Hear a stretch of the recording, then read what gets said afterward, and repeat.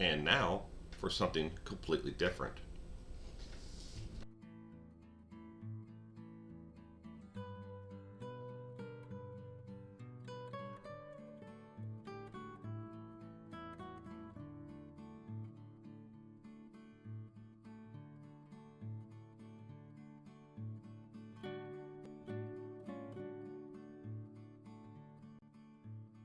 1989, a bizarre murder attempt in Austin, Texas, gripped the nation and made worldwide news.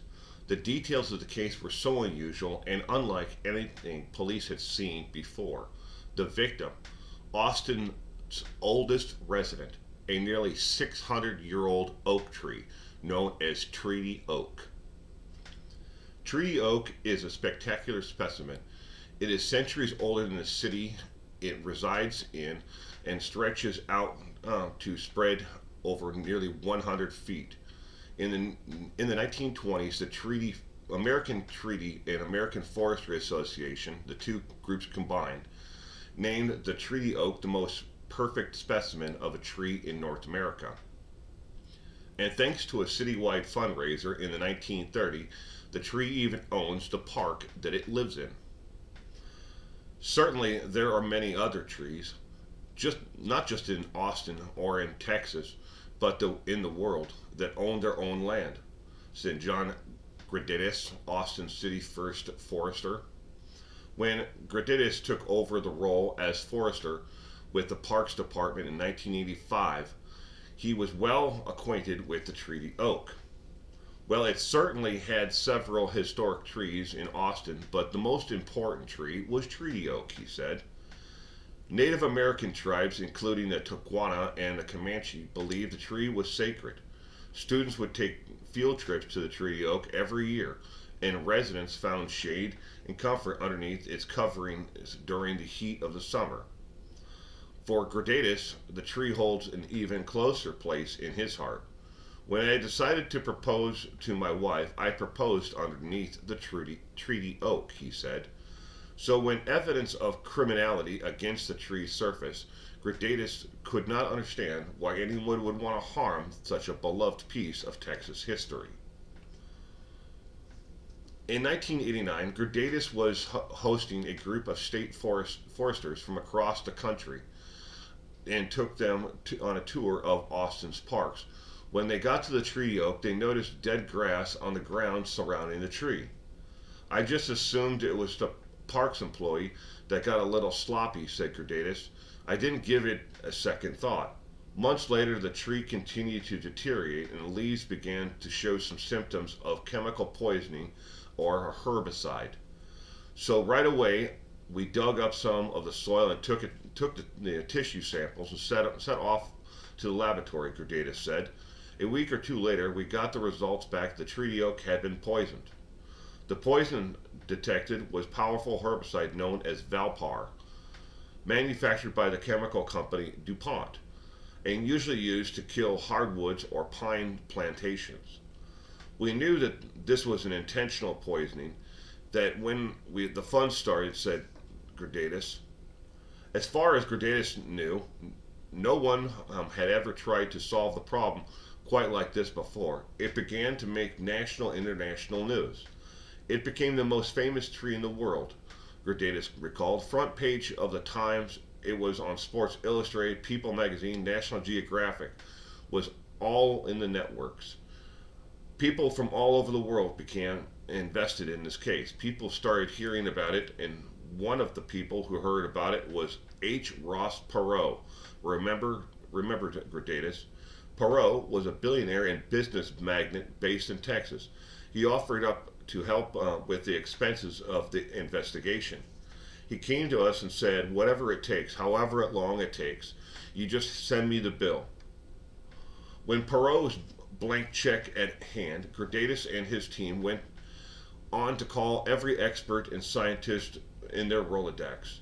We called in the experts, pretty much all of them, that were familiar with the ways that this compound works on trees, said that the tree is dead, that it will not survive, Gradidis said. That didn't stop them from doing everything in their power to save it, injecting the tree with salt to remove poison, off of the tissue, sugar to purge the leaves of the chemical, creating large barriers of shade from and around the sun, sprinkling the tree with fresh spring water. While they were trying to move heaven and earth, the police were on the case to find the culprit. When it was first reported the tree oak had been vandalized, the Austin Police Department, though it thought it was a joke, I think a lot of people viewed it as being beneath the dignity of this office that John Jones, a now retired detective with the city police department. At the time, he was brand new on the job. After 13 years of working as an undercover street cop, he had transitioned into the detective unit, and the Treaty Oak was one of his first cases. Criminal mischief? Is that what the title is that we're going with? John remembered. The Treaty Oak was, quote, a unique victim. They thought it was just hilarious. Jones himself wasn't tickled at the beginning. I thought I'd be able to go, oh, no suspects, no, nothing new. File it away, just forget about it, he said. But the case became bigger and bigger as time went on than he could ever imagine. Everybody was interested in it, as Jones said. Still, there wasn't a whole lot of evidence for him to work with. No witnesses, no surveillance cameras, no footage, no trace DNA. Then the Austin Forestry Service and DuPont offered up a joint $11,000 reward, and people got talking right away. I was fielding phone calls from Tokyo, from England, from Canada, from psychics from around the world, from clairvoyants who said that they knew something about how the tree would have been poisoned and who would have done it. We were just getting calls from all over the place, he said. For people in Austin and the world over, the news of the tree poisoning hit hard. There was a parade of people, hundreds and thousands of people came by and heard about it in the news, Gurdatus remembered. They left chicken soup, maylocks, they left Tums, they left nickels, dimes, dollars, they mailed cards and letters from all over the world, money from all different currencies, just to let us know they hope the tree got well soon. We're praying for you, people went on to say. Whether it was an evangelist that came out there, or the Buddhist monks, or the white witches, or the New Agers with crystals, all these groups generally went there and tried to connect with the spirit to try to help it, to try to heal it. With the support of the world being behind him, Jones and the police began to close in on a lead. The Treaty Oak continued to receive media coverage. A woman by the name of Cindy Blanco came forward claiming to have information pertaining to the case. Blanco was acquainted with a man named Paul Stedman Cullen, with whom she carpooled to a local methadone clinic. During the car rides, Blanco said that Cullen spoke about his love for his mental health counselor, who wasn't returning the same affections. Blanco said that Cullen had searched for books on witchcraft, looking for an anti-love spell mind to break her heart.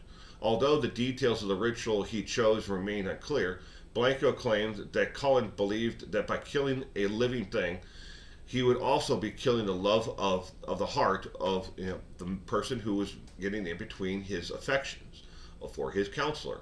As Jones remembered it, Cullen said, well, let me pick this biggest thing around here and kill it. And as it decomposes, so will my love for her or her love for this other individual. In one way or another, I'll eventually be happy. But without evidence or an admission of guilt, Jones could not make an arrest. So he pulled from his experience as an undercover cop to get the information he needed. With Blanco, he had the perfect informant. We wired her up and sent her out, and she gathered the evidence for us. It was like putting $1 in a jukebox. Based on what Cullen told her on the wire, we went and got an arrest warrant, Jones explained. And then I went and got the evidentiary search warrant and found the herbicide at his residency and a small container in his truck. At Cullen's home, police found a stack of books covering everything from religion to quantum mechanics to a .22 caliber rifle and dirt samples to test for Valspar. With the mounting evidence against him, the trial seemed like an open and shut case, but because of the prior conviction, Cullen faced the possibility of serving life in prison. With Cullen maintaining his innocence throughout the case, his alleged admission of guilt on the tapes with Blanco became the damning piece of evidence against him. He was found guilty and sentenced to 9 years in prison. Cullen served only 3 of those 9 years. When he was released, he spent the remainder of his life in California, where he passed away in 2001. The tree oak still stands by Baylor Street between 5th and 6th Street, although experts were only able to save 35% of the tree. And while the oak is still showing signs of the attempt to kill it, missing bark, branches that were removed, it never stopped growing. In 1997, it produced its first crop of acorns, the first since its poisoning. The treaty oak is powerful life force, said Gredatus, who now is an executive director of the Texas chapter for International Society of Agriculture and Arboriculture. Everyone wrote that thing off almost 30 years ago. The tree is doing better than it was when we first saw it in 1985. More than anything, it has become a symbol of survival, said Gredatus. It survives because it follows the rules of nature, and it is good. It just gives and gives and gives, and it never takes anything back. The strangest attempted murder case in U.S. history. Thank you for joining me today.